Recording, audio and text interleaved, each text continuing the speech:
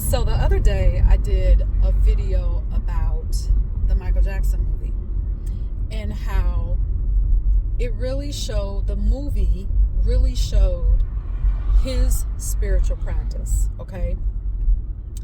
You saw him chanting, you saw him affirming, using the power of the creative power of his voice to create what he wanted to see in his life.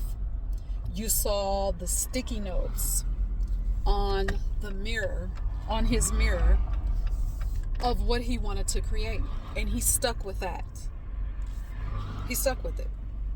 And it was a common theme or a lasting theme throughout the movie. And I'm bringing that up again to say that every person has a right to reserve their spiritual practices for themselves, okay? No one has to tell you.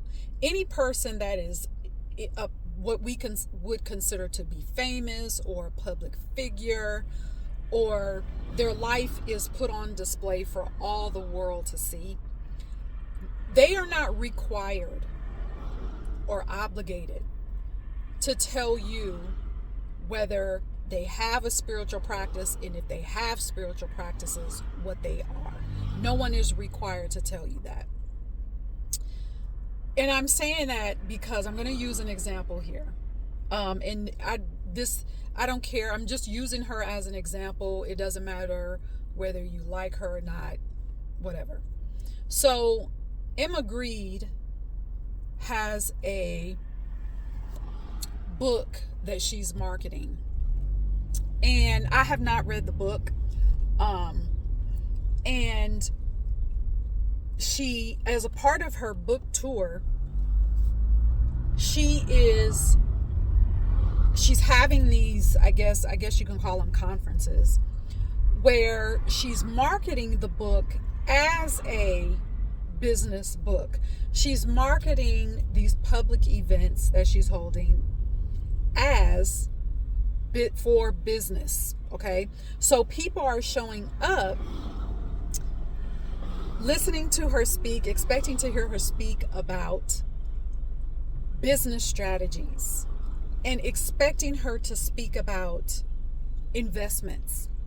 They are expecting her to speak about marketing plans, and they're not getting what they're expecting. So what they're getting, in a nutshell, is manifestation practices, creating what you want.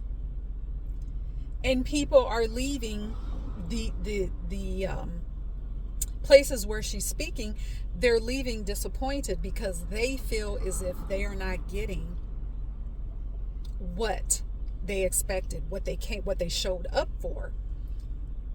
And I'm saying that to say this, and I've actually talked about this in a bunch of videos back.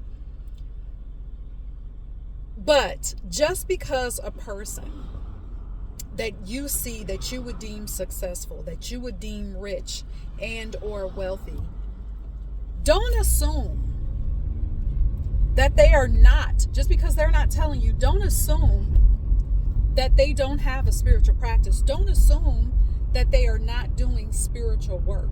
There are so many people out here where you just see their life on the surface, and it would appear that they are using all of these systemic, actually, business practices and strategies that seem to be traditional. And they seem to have this secret, this 1, 2, 3 step plan to success that they will market as if they have a plan for success, leaving out the part that, oh, by the way, yeah, I do this in my business, but over here, I also have a ritual that I do. I'm also into said spiritual practice, along with taking certain actions for my business. But they're not going to tell you about those practices. They're going to tell you that it's business strategy. You have to do this. You have to step 1, step 2, step 3, step 4.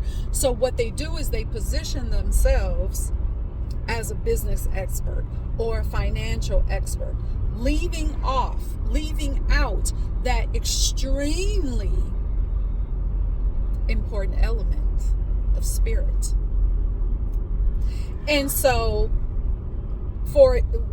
with Emma Grede, like I said, and with her or anyone else, no one is obligated to tell you that they do have a spiritual practice. But don't be confused by that, because a lot of people are, they're listening to business experts, financial experts. They're listening to these people talk about, this strategy over here, this strategy over here, this strategy and this strategy, and step 1, step 2. People are following these strategies. They are implementing those strategies, and they're getting frustrated because they're not seeing the results. And that's something to think about. Could it be that, okay, yeah, you can do those results, and I'm not saying that those results don't work without a spiritual element. Yeah, if you push and push and push and push and push and push years after year after year after year, yeah, if you toil, you could see results. It happens all the time. People work hard. They do the whole hustle thing. They stay up late. They do this. They do that. They're onto the strategy. Step 1, step 2, step 3. Some people see results. Some people don't. Yet, in many cases, I'm going to say more often than not, people who are seeing results, it's not because they have a secret strategy. It is not even because they're just this great expert. It's not because they're so much more intelligent. It is because they are implementing spirit. They are implementing a realm that goes beyond the physical. And they're just not telling you. Okay? It's the same thing. It's the same thing with, I don't know if it's the same thing. Well, I'm going to use this example. So, in many cases, a lot of religious, I'm going through a car wash. A lot of these religious so-called leaders and pastors, they are giving you the traditional story of whatever religion it is. They're giving you the story, but on the back end, they know that it's not really that traditional story that's giving results. They're leaving off their spiritual practices. They're doing spiritual practices in the background, but on the forefront, you see a religious construct. You see the religious stories that you're being fed. Because these religious leaders know that unfortunately is what sells.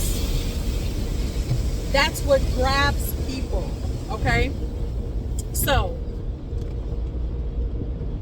find out what your spiritual practice is.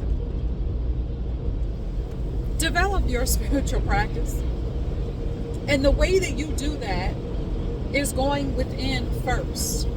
Not looking around to see what everyone else is doing. Not what looks pretty. Not what's popular.